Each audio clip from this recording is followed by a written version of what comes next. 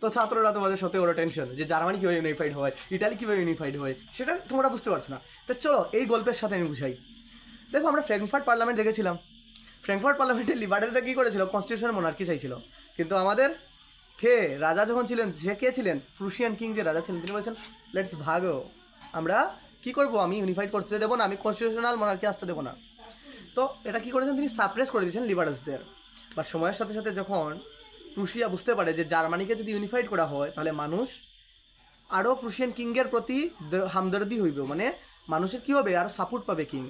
তখন আমরা বলতে পারি প্রথম স্টেপ আর কি, এখন লেখার স্টেপে চলে যাই। এই কথার পর বলবো after 1848 Prussia decided to take the movement to create the unified Germany.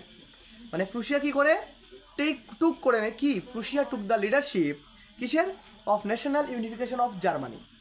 ঠিক আছে, একটা লাইন তোমরা লিখে দেয়।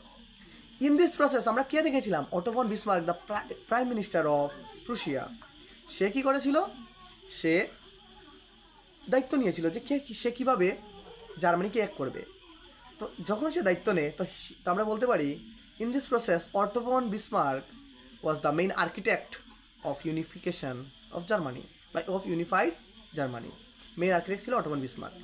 সে 7 বছরে 3টা যুদ্ধ লড়াই করে, কার কার সাথে, ডেনমার্ক, অস্ট্রিয়া আর বলো তো, ডেনমার্ক বলেছি, অস্ট্রিয়া বলেছি, আর একটা ফ্রান্স।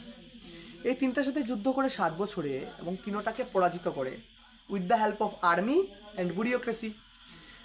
যখন সে এটা করে নেয় তখন 1871-এ জার্মানিকে ইউনিফাইড করা হয়ে যায়।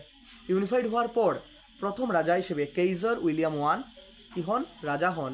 এটা কোন জায়গায়, ভার্সাইলস রাজপ্রাসাদের মধ্যে।